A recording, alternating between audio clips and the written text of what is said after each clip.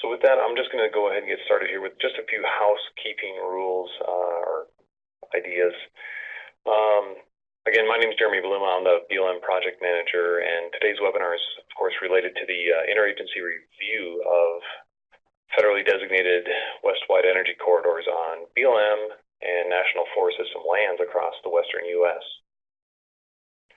A couple things on the screen here are just housekeeping notes. We've muted everybody just to kind of make that simple.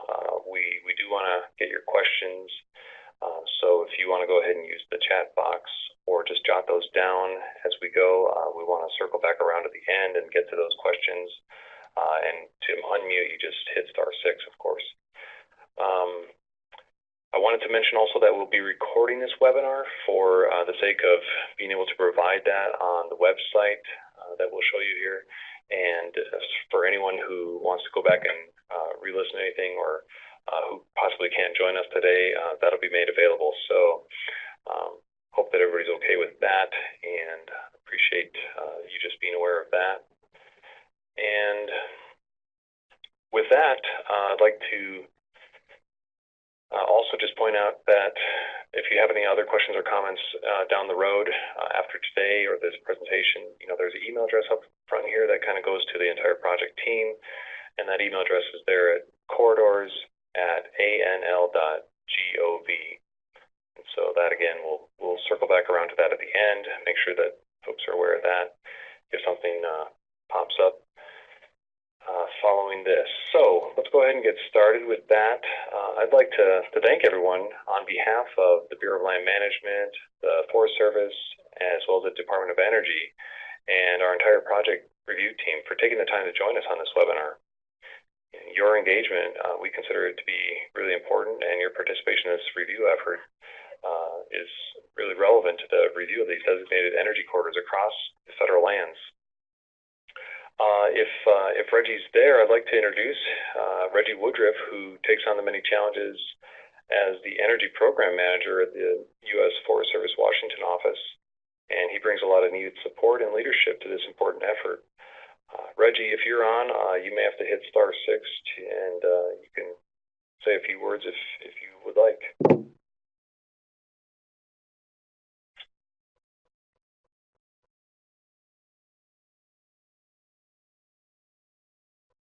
Can't hear you if you're talking, Reggie.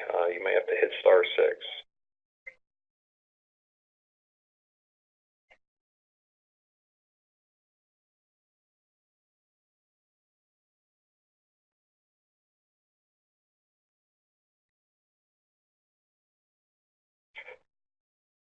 Well, we'll circle back if Reggie's able to join us. I do see him in the attendee list, so we'll just keep on moving. Everybody's time is valuable, so I want to keep on going here. The purpose of today's webinar is intended to inform you on what we're up to with this effort, and we'd also like to explain what we'd like from you and to orient you with this unique process for the energy corridor reviews and the materials that we've sent out we'd like your review of, and as well as some tools available to aid in your review. A couple of things I'd like to briefly touch on, if that's okay, are that this review is a bit of a high-level review of the energy corridors that already exist as of today. I'll explain a little bit more background in a minute. This review, I want to be clear that this is not a land use planning or NEPA process, which will result in agency planning decisions or on-the-ground decisions at this point. The review of the energy corridors is a high-level preliminary effort that looks at the big picture across the entire West, and the findings from that will feed into the agency land use planning efforts where a more robust and more detailed further analysis can be accomplished, and those decisions can be made at that later time with regard to what's most appropriate for the land management in those unique areas. So over the last couple of years, we've been reviewing energy corridors in the portions of the 11 western states, and now in 2019 we'll be reviewing and seeking your specific input and feedback on ways that the agencies could improve these in this area. Jim, if you could pull up the map on the webpage to just clarify what we're reviewing this year. I think we'll have to go to 4, 5, and 6. Great. So this is the area of our review for 2019. You can see we have Wyoming, Montana, Idaho, Oregon, Washington, about the western 2/3 of Nevada, and central and northern California. What we're specifically looking for are ideas and feedbacks on ways that the agencies can improve the relevance of the energy corridors, how those corridors could be sited on the landscape better, and the proper management to optimally serve for potential future infrastructure use. And equally important is that we're looking for feedback on how the agencies can improve the management of those corridors to better protect the most important natural and cultural resources. So really looking for your feedback on the best way to do stuff. Jim, if we could go to the regional review webpage as well.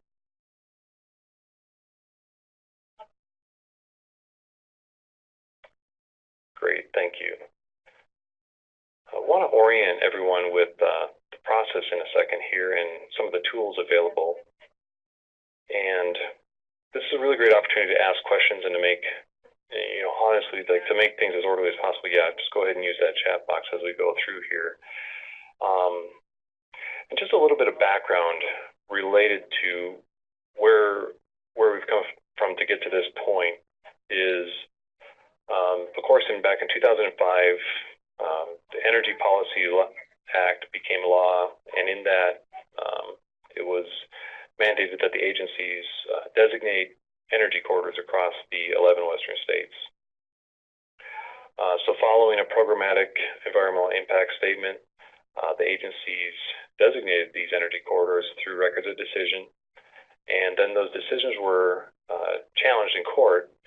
And through that process, the agencies and the plaintiffs developed a settlement agreement, which really lined out what we're doing today, which includes the review of these locations of the corridors and really focused through on 4 key siting principles that are up on the screen now.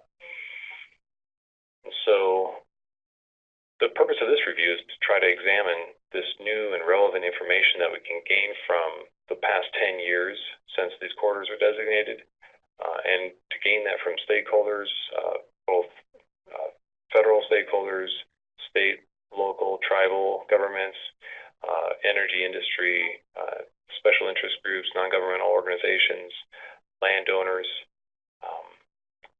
all sorts of different plans and priorities that we want to take into consideration, but through the lens of these 4 siting principles, which are that corridors, we've agreed that we would look and try to find ways to better make sure that these are thoughtfully sited to provide both maximum utility and minimum impact to the environment. Corridors need to promote efficient use of the landscape for necessary development. Corridors need to define appropriate and acceptable uses, and also that corridors need to provide, connectivity. This is a key thing too, that need to be looking to connectivity for renewable energy generation to the maximum extent possible, and while not turning a blind eye to the existing generation that's out there, in order to balance those renewable resources with existing ones. And so we kind of have this paradigm shift over time that technology changes and stuff. So what we're looking to do is try to maintain maximum flexibility with our planning, so that we have corridors that will work not only for what's existing today, but moving forward into the future, that we have enough flexibility to avoid sensitive resources, but also to have pathways that will allow for future energy transmission, whether that's oil and gas, hydrogen, CO2, electrical transmission, things of that nature. And so that's what we're looking at. We're looking for ways that we can improve, whether it's the locations of these through shifts, revisions, in some cases deletions, in other cases additions that are proposed. We want that feedback.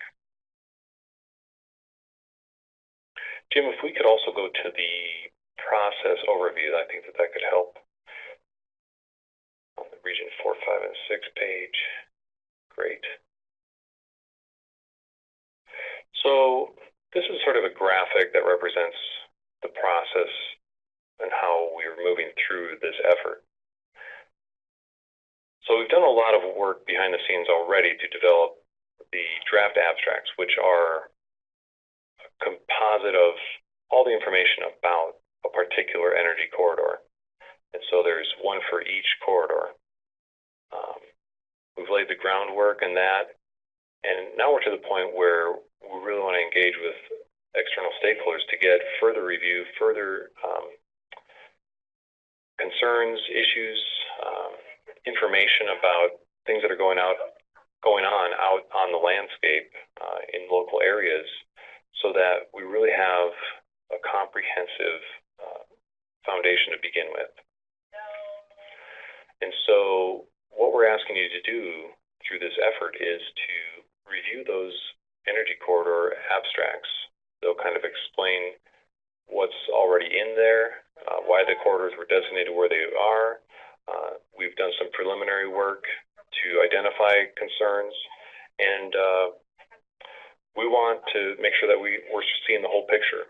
So your feedback at this stage is really important. So we have this 45-day stakeholder review period, and that will run through April 8th. Following that, we want to finalize those abstracts and then move on to having some in-person stakeholder workshops to develop, after we have sort of all the issues identified, we want to develop some more refined ideas on how we can revise, delete, add, shift, improve these, either the locations of the corridors or in some cases, joint interagency operating procedures on how we can manage the use of those corridors better, so that projects that would be sited within those corridors, there'll be some best management practices that will improve the compatibility between the resource protection and the resource use. And from there, we're really looking for a lot more feedback and interaction at those workshops. We plan to have those later on this year. I'll get to that. And then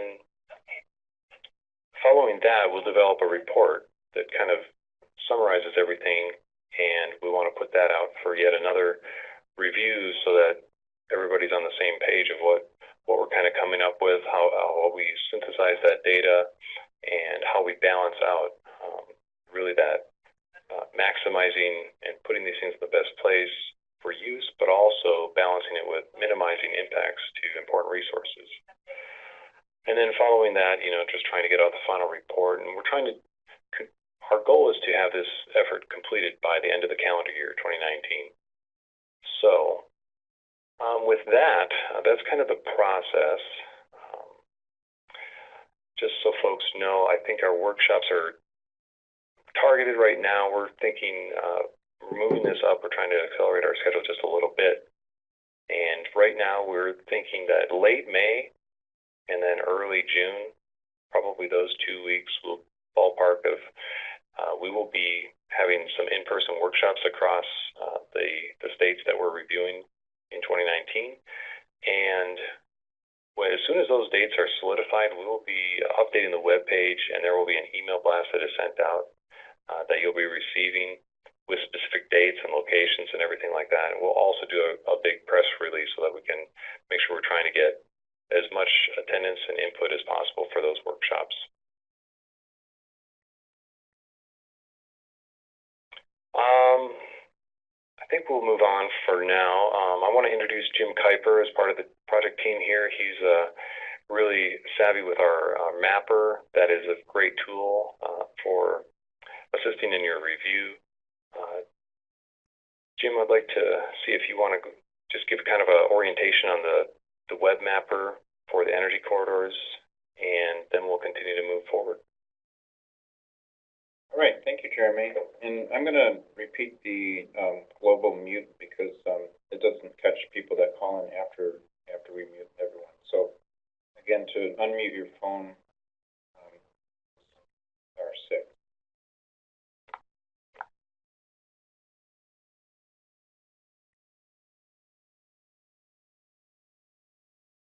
All guests have been muted. You can unmute your line by pressing *6.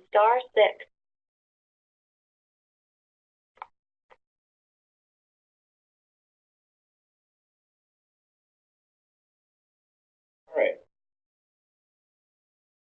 So going back to the home page, one thing you'll notice on the side panels, there's a lot of helpful information, some on every page and some on the home page. And at the very top right, there's a button to launch the corridor mapping tool, and I'm going to demonstrate that in a second.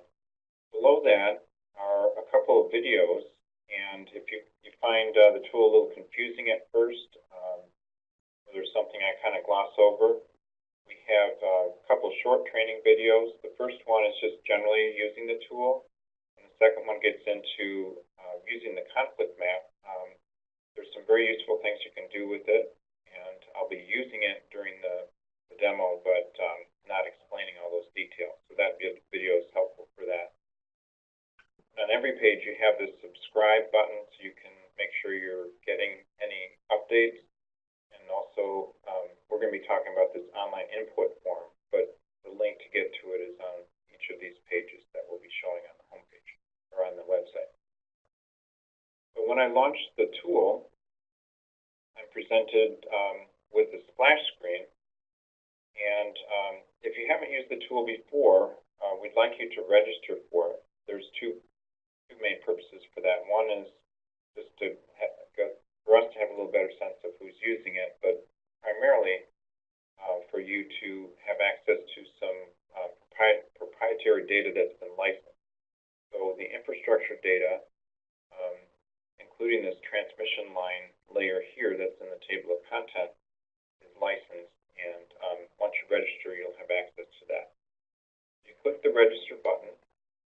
There's a short form which you submit, but you're not done then. You should see an email that asks you to confirm your registration by verifying your email. If you don't see that, check your junk folder or contact us. And then finally, we need to approve the registration, so there will be a short delay for that. If there's any time, if that's too long, just email us and we'll remedy that. My password or my username and password are cached, but you would enter what you chose here and log in when you reach this screen after you've registered. Once you hit that, it'll refresh and enable all the GIS layer content in the tool. So I'm going to only mention a couple things about the interface here, but those videos give you a much fuller tour of the tool. On the left here, we have the table of contents, and the lower panel controls the layers that are displayed on the map. At the bottom, there's a toggle for the base map, and that's also very useful, particularly the aerial imagery background that you can turn on, which is especially good when you're zoomed in. Up at the top is a section that has hierarchical sections on here.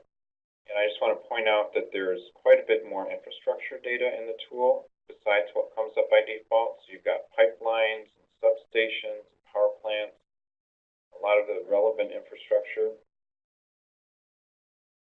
There are recently approved transmission projects, which we'll be talking about a little bit later. And there are some locally designated corridors that exist. And one of the maps in the abstract here, the layers from map you'll see later. So this energy section is especially useful. And a lot of these other sections have to do with the resource layers that may intersect the corridors or be near it. So pretty much all the GIS data that we're using for this project is accessible to you in this tool. At the top, this bar is used for navigating the map, and it has a few additional tools like info. If I choose that tool and click on the map, it brings up additional data that comes out of the database. So I clicked on a transmission line, and it's got a lot more details I can learn about it. one thing we definitely want you to find is the bookmarks. So these are pre-populated with all the corridors, and we're going to be talking about Region 4 corridor today, number 218-240. So if you just go down there and click that, it'll zoom the map to that particular corridor, which is in Wyoming. The landscape here is checkerboard, which means that essentially every other square mile is federal land alternating with private. So that's why you see that pattern. And the subject corridor today is 218-240, and you'll see a set of numbers superimposed on it, which are mileposts. Those are reference system, just like a road mile posting system that help you describe locations along that corridor. Okay. One thing I mentioned the link to the comment form that was on the website, but there's another additional thing you can do in the mapper. So if you click feedback, you get this tool and click start drawing. If you wanted to comment on a very specific location, you can sketch that on the map and double click to finish. And then when you hit stop drawing, that location can be part of your comment. So when I click launch form, it brings me to the stakeholder input form directly, and I'll scroll down. And you can see that a version of that map has been included in the comment. So we get that as well, and it's very helpful for us to see very specifically the location you're referring to in your comment. This video at the top of the form, it's short and it describes all the details about the comment process, including the tool I just showed you.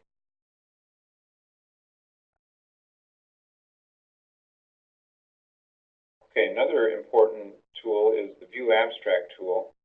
So on the website, we didn't show it, but right at the bottom of the page here, if you scroll down, these are the links to all the abstracts that have been released for your review. You can just get to those PDFs off this page, but within the tool, you can click this View Abstract and click on the corridor of interest, and it'll access the abstract for the corridor that you're looking at. You'll see, there's a map that shows a very similar view here. So we're going to spend the rest of the demo, Ellen and I are going to talk about these abstracts, and I'll be showing you how you can use the tool in concert with these abstracts. I'm going to introduce Ellen White, and she'll go over the abstract content, and we'll trade back and forth showing you some of the mapper details while we do that. Okay, hi, I'm Ellen White with Argonne. And the corridor we're going to discuss today is corridor 218-240, an east-west corridor in Wyoming. And each abstract will have the same layout. They all start with a corridor purpose and rationale. And that will provide the rationale for why the corridor was designated in the 2009 EIS. It includes information about existing infrastructure, potential for future development, planned projects that are proposed within the corridor, general information about the corridor, its location, jurisdiction, length, and its designated use, which could be either underground only, electric only, or multimodal, which would accommodate both transmission lines and pipelines, and any other relevant information. So you can see from the map here that the corridor connects to other Section 368 corridors, creating a larger corridor network across Wyoming, across BLM and Forest Service land. And as Jim said, there's a checkerboard pattern there, so only the red portion is designated, and if there's a little gap in there, it means it's crossing private land or land that's not BLM or Forest Service administered. There's also the proposed Wyoming Pipeline Corridor Initiative is proposed to follow a portion of that corridor, and Jim has highlighted it there. And if you want to know where that is in the along the corridor, you can go back to the mapping tool. Just to illustrate, this particular layer happens to be under row corridors locally designated, and that's not very obvious. But you can access it through the table of contents here. But if you type in any aspect of that title or just a keyword, you're likely to find it. So I'm just going to type WY, and I know that'll reduce me to the layers with that abbreviation in it. And I'll show the layer that way. So I click it, add it to the map, and I'm going to use the slider here to darken the line. And so we see here we're looking at red and green lines. And this red line here is the one that we're describing in the abstract, and the milepost range where it intersects the corridor. Okay, we can go back to the abstract. So this corridor has no transmission lines, but there are pipelines along the entire length of the corridor. And it mentions that there could be some congestion issues. And if we, that first static map, that overview map doesn't have any infrastructure, but if you scroll down, Jim, the second map has existing infrastructure, and I'm sure there's many more pipelines in this, but these are major infrastructure, major pipelines, and major transmission lines. So those are the ones that you're seeing populated here. Let's go back up to that first page. And the corridor is multimodal for most of the corridor on BLM land, which is the yellow, and there's a small underground only portion in the Ashley National Forest from milepost 5 there. And we'll take a closer look at that on the mapper later. But so for this page, we are asking for input regarding recent changes in power generation or demand near the corridor, any infrastructure that's in the corridor that's not listed here on this abstract, or other recently authorized uses in the area or along the corridor. This section also describes whether or not the corridor is a corridor of concern identified in the settlement agreement. Corridor 218-240 is not, but if it were, that line item would be red. It would have a Y for yes, and it would list the concerns that are identified for that corridor. So we're going to go along to the conflict map. And I just want to say, we did mute all, so Jeremy, if you ever want to chime in, and you can't, it's probably because we've muted you again and you need to press *6. Unmute yourself. Appreciate that. Okay. So the conflict map is an assessment to help the agencies identify a corridor's proximity to environmentally sensitive areas using a set of criteria. And there's a link to a list of that criteria on the right, and it's on the website.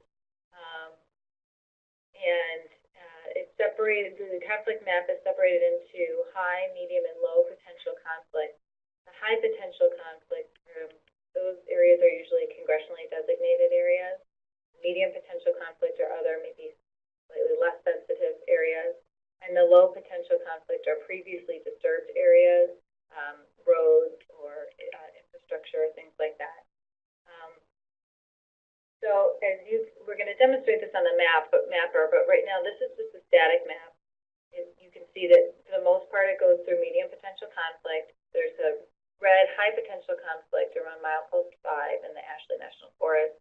But on the abstract, you can't tell exactly what that high conflict is. So we can go to the mapping tool and use the conflict layer to really identify what that is. All right, so again, navigating this long list of layers is difficult, but you can type in a keyword like conflict,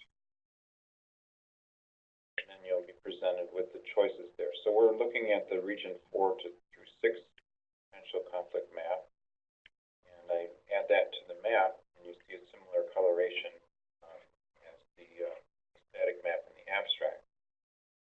The nice part of this layer is now when I use the info tool, I can click in this location that's got the high conflict, and I get a lengthy list of potential constraints. So the ones that are flagged, first of all, you see it's flagged as high conflict, and they may have one or more, but in this case, it's an inventoried roadless area occurs in this particular location. And each of these descriptions corresponds to the layer names in the tool. So then you can subsequently, if you put roadless, you can add the layer that relates to that constraint and see the extent of the roadless constraint in relation to the corridor. So again, there's a video that explains the details of what I just showed you, but that's the process that you can go through to understand the whole variety of potential conflicts around a corridor, and then learn about a particular one. Again, if we follow up with the info tool, we can actually get the name of the roadless area from the roadless layer and get even more detail. Okay, so let's go back to the abstract. Yeah, so this conflict map is a really a quick, high-level way of viewing environmental conflicts. And it's especially useful if you're trying to suggest routing the corridor a different way. Say you want to route it out of sage-grouse habitat. Maybe you just check the conflict map to see if there's any really high-level conflicts in the area that you might want to make sure you're not suggesting to route it right through wilderness instead, or something like that, an example. And also to note that the higher level conflicts will always override a lower conflict. So there could be a medium conflict in, underneath the red conflict, but it will show up as red. So if you have a wilderness area and maybe VRM class 2 area, the red high conflict, VRM class 2 is a medium conflict, and that the higher conflict will override and it will look red. Okay, I think that's enough on that. And again, there's the video that can tell you a little bit more about this if you have some questions. Let's go to the next page. This is a corridor density map, and it just shows how many right-of-ways are in the corridor. And it separates it out by prior to 2009, which would be before the PEIS and before they were designated, and after 2009, after the corridor was designated. So it just kind of shows you how many right-of-ways are in the corridor and when all of them were authorized. So, okay, let's go to the next page. This is the corridor review table. This is the real meat of the abstract. It's where we identify issues of potential incompatibility. So where the corridor intersects areas that are identified and managed by BLM or Forest Service that may not be compatible with future development in the corridor. It's organized by mileposts and divided out by field office or forest and their associated land use plans. So I'm just going to explain what is in the table, and then we're going to go through a couple of examples. So the first column describes the issue and how it's addressed in the land use plan. If there's management prescriptions that dictate how that issue should be managed, that's listed in the first column.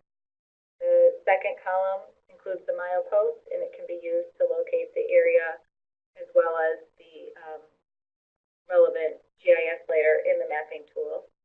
And then the third column includes other relevant information, including descriptive information, if the corridor is managed under another plan other than the general land use plan, as well as if we've received any input, stakeholder input from the 2014 request for information on that particular issue. And then the fourth column is resolutions, potential resolutions.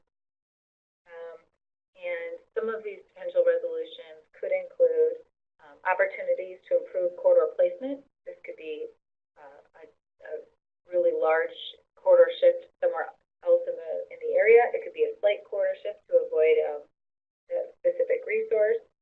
It could be widening or narrowing the corridor to widen it to provide more flexibility in micrositing, or narrowing to avoid a particular area, as well as suggested new or revised interagency operating procedures, which are best management practices that were agreed upon by BLM and U.S. Forest Service in the PEIS.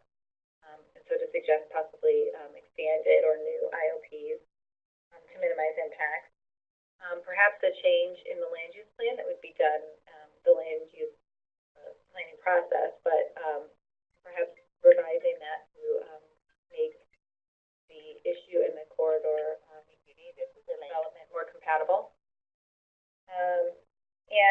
lastly, that despite this issue, the corridor still meets the best meets the siting principles. And that's why I actually asked for this call, just because I thought it might be you, yes. That's also, Nor two of my associates are able to get on, so we're only listening, and it's making it really difficult to follow.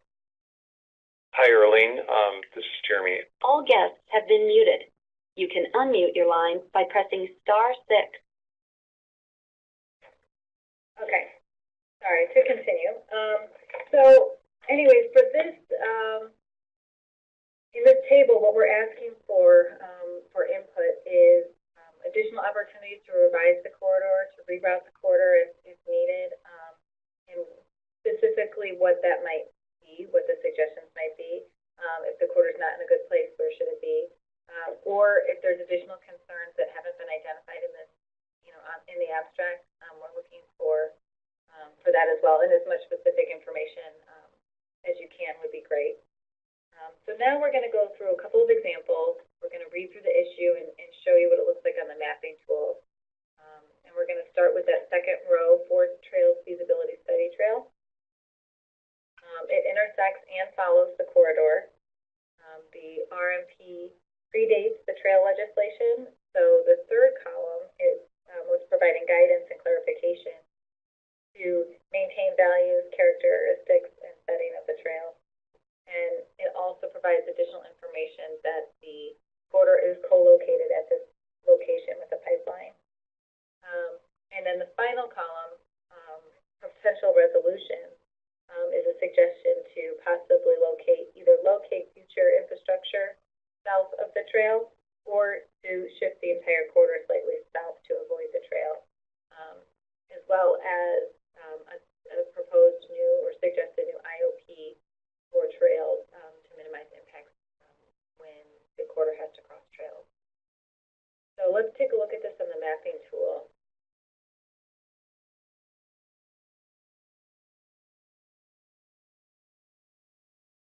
I'm going to use just the word study to pop up that layer. And again, I'm going to darken it in the slider. And I'm going to drop the Wyoming one because of a similar color.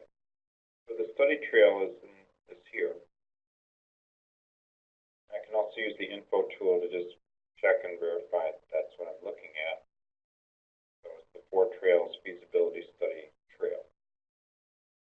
And so you can see it is within the corridor for a number of miles, and the suggestion in the abstract is to either locate future infrastructure south of the trail, or to shift the corridor so that it's no longer to the south, so that the corridor is no longer within the trail.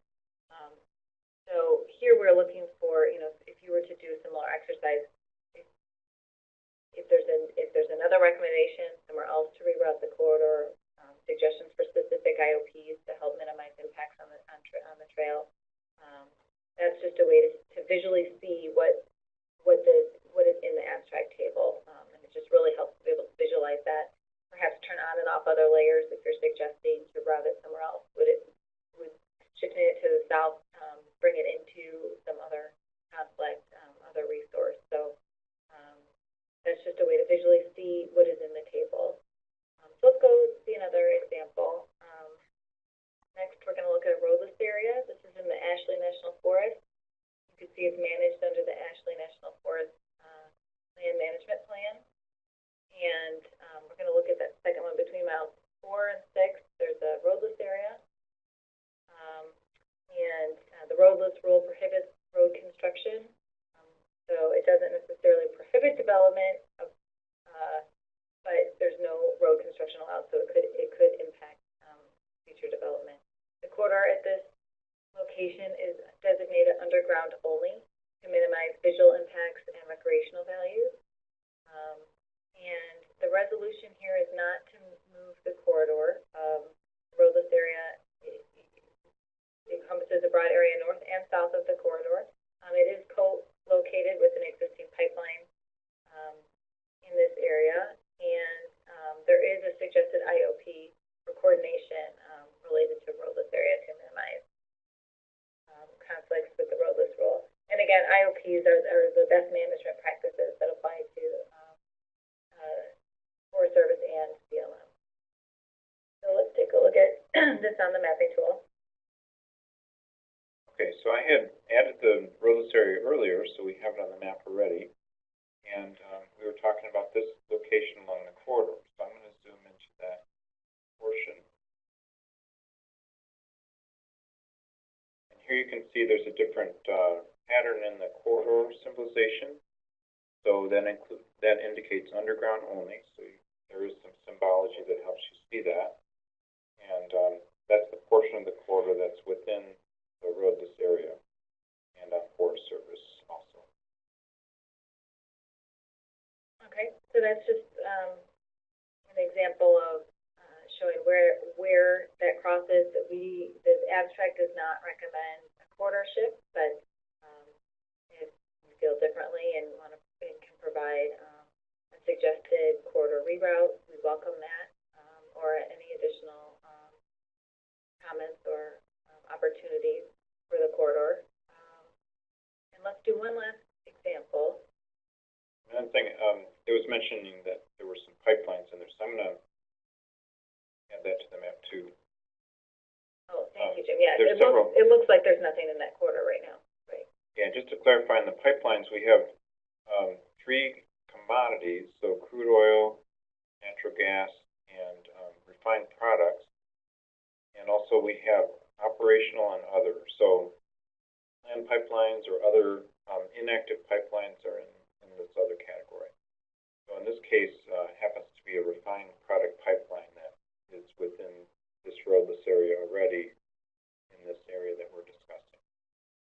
So sometimes you have to look, through quite a few layers to find the pipelines you're looking for, but we have those in the tool as well. Yeah, and that's a good point because they're not all preloaded, like you mentioned earlier, onto the mapping tool. So it might look like there's nothing there, and you might need to double check and make sure all the layers are turned on. So good point, Jim. The last issue we're going to look at is priority habitat management area for sage-grouse. And this is in the Kemmerer Field Office, and it's managed under the RMP amendment for sage-grouse that was issued in 2015.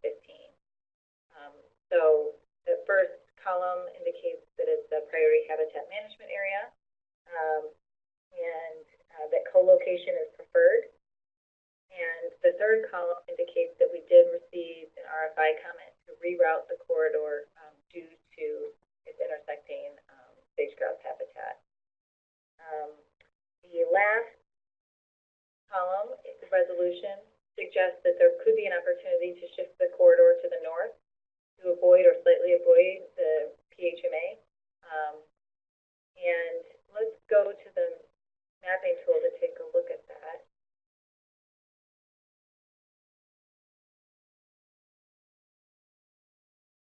I'm going to drop some of the previous layers. Confusing after a while. So there are several sage-grouse layers in the tool. We're talking about this priority managed habitat at this time.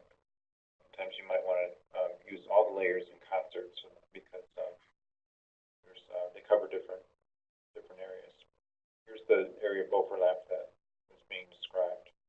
So it's this is why having the mapping tools is really helpful, because you can see it does overlap, but only slightly and only at the edge of the corridor, and it's also co-located with a pipeline. There's that major highway to the north, so you could shift the corridor to the north. Another possibility, and this wasn't in the abstract, but could be a land management, a change in the land management plan to maybe shift the boundaries of the PHMA, because it's up right along the edge. It's right co-located with a lot of infrastructure there. But that could be a potential suggestion as well. Although, not in the abstract, but that was, an example that we gave how you could suggest a change in land use plans also. So those are all the examples that we have to go through today. But let's go back to the abstract. And so the table includes all of the issues that are managed under land use plans. are some issues that are not addressed through land use plans. It could be a jurisdictional issue that is, not under the BLM or Forest Service jurisdiction. It could be something that requires coordination between agencies, so it's not just the BLM or Forest Service concern. Or it could be general in nature, and we don't have any mileposts necessarily for it. And in this section, we're looking for any issues that are missing, anything that you know of that's within this quarter that's not listed in the table or in this additional compatibility concern section, and feedback for how they could be resolved as well. So that's the entire abstract. Each abstract for every quarter will have all of these sections. And if there are no issues, it will indicate such. And then I want to do one more thing with the mapping tool, which is looking at the recently authorized projects, transmission projects, to clarify. Okay, so again, under electrical, there's a section under energy. Recently approved transmission projects, and we're looking at Gateway South or Gateway West in this example. So again, it's a linear layer that's kind of hard to distinguish. Clean up the map a little bit, and it's this dark green line. So yeah, you can flash things on and off a little bit if you're finding a hard time finding it, but this project up here. And we find that this is helpful to look at, and which is why we have a separate layer entirely for these recently authorized projects, because in some cases you may feel like the recently authorized right-of-way may be a better place for new infrastructure than the corridor itself. So it's just a good way to see where these new projects have gone and whether or not that should be considered for either a new corridor or a corridor shift to follow the recently authorized project. So it's a good layer to know about and to play around with as you look at the corridors. So again, when you're looking to provide feedback, it's important to consider the citing principles and keep those in mind. Minimum impact on the environment is a big one, but you also need to remember it in context of creating an effective and efficient pathway for energy transmission. And so we're looking at where is the best place to put these corridors, and the best way to comment on how to shift these corridors and reroute if they need to. Are there small shifts that could really minimize impacts? The small shift to avoid, say, that PHMA we talked about earlier. Is there a newly authorized project nearby that follows a better route that we can consider relocating a part or an entire corridor to? Is there a new IOP that could help reduce impacts? So these are the questions we want you to consider during your review. And again, use the mapping tool. It really helps identify where some of these issues are in relation to the corridor. Also, if you know of other areas, sensitive areas that aren't in the mapping tool, let us know. That's really helpful too. Every single layer is not on here. It's the ones that we have data for. So we appreciate new data as well. And I'll pass it along to Jeremy. Can everybody hear me okay still? Yes.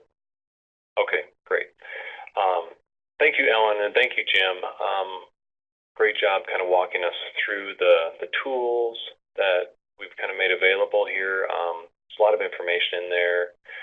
There are recordings available that you can look to kind of get a walkthrough, or if you have any questions about how to use those, we're always available to help. That's what we want to do, is provide the support you need to be able to go in and to look at these, because we're truly interested in your local and specialized expertise about what can be improved with these energy corridors. It can seem like a bit of a daunting task. It's a challenge to balance out, finding a place that seems optimal, because as soon as you shifted from one concern, you kind of bump into another. But we're trying to really look at that globally, and we really ask for your help with that.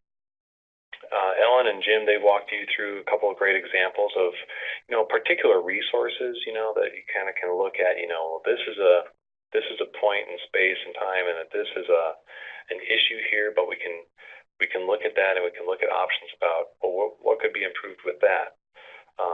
We wanted you to use that as a proxy about like things that your interests, your concerns, your local knowledge, your specialized knowledge in a certain area.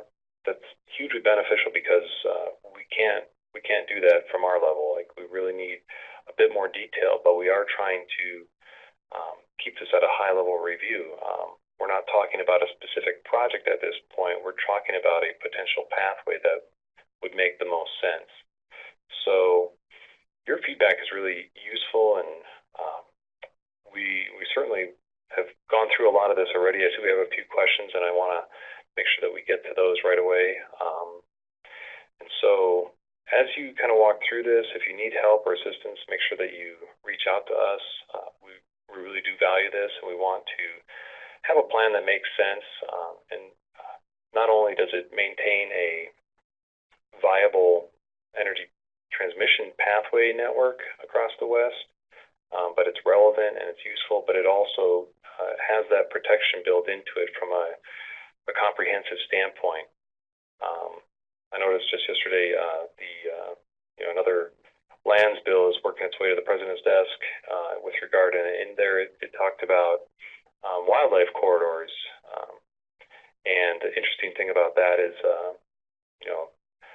trying to look at the impacts of habitat fragmentation in certain areas, with regard to wildlife corridors and things like that. Well, we've got to look at it from a big picture and then like dial it in, like zoom in closer and then get to the granular level of how do we do things right.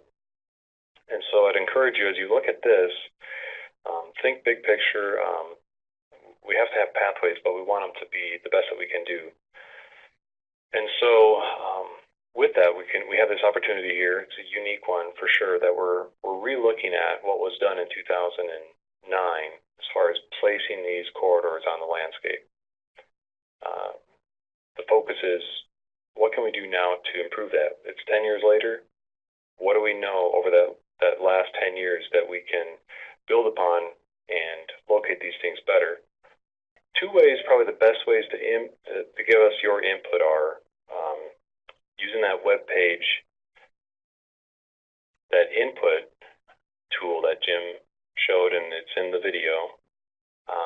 You can either draw on the map and then comment about a specific issue that you would like to be like evaluated and looked at better closer.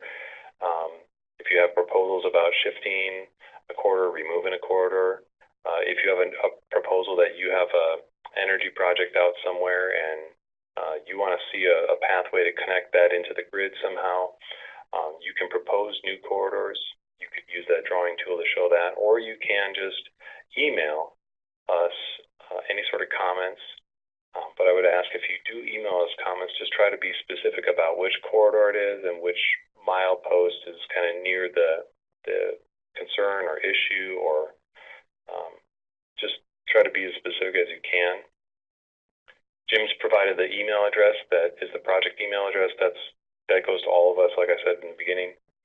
That's a great way to provide us questions or information if you choose to comment that way. So with that, I want to see if there's any other questions, but kind of getting close to the hour and a half, and wanted to respect everybody's time and other commitments. I do see your note here, Laura, about see if we can add wild horse and burro HMAs and WHTs. So we'll certainly look at that as well. That's a really good point.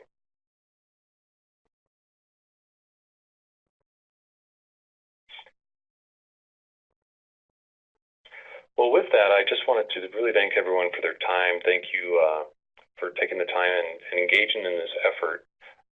We really do rely on the input that we can get from the most local and expert folks that we can with relation to, the local areas in this very large area. So the input that you can provide provide will really help us through this effort. And like I said, we'll be compiling all that stuff into the finalized abstract so that we can have a really robust discussion about those things as we continue to move forward, both at the workshops and, outside of the workshops through other discussion, whether it's phone calls, conference calls, other webinars, and or just email. And so with that, provide those ideas, try to get us your feedback by April 8th, and if you could provide us with your contact information if you want us to keep you more in the loop on everything and the other reviews that are ongoing as well. We'd appreciate that. This is an important effort. It's a challenge, but we definitely have had these quarters in place for a long time, and it's good to be able to look at these things at a big picture standpoint and see what we can do better. And the agencies are committed to taking that information and applying it in the most appropriate and relevant way so that we can do what we've agreed to do, which is try to figure this out and balance the maximum use of these pathways and also minimize impacts to those very important, valuable natural and cultural resources and other uses. So with that, I appreciate your time, everyone. Thank you for joining us today. If you do have questions, the email address is there. Certainly, you can go to the website at any time. It has all of our contact information. If there's anything you need, don't hesitate to reach out to us, myself or Reggie. Thank you very much.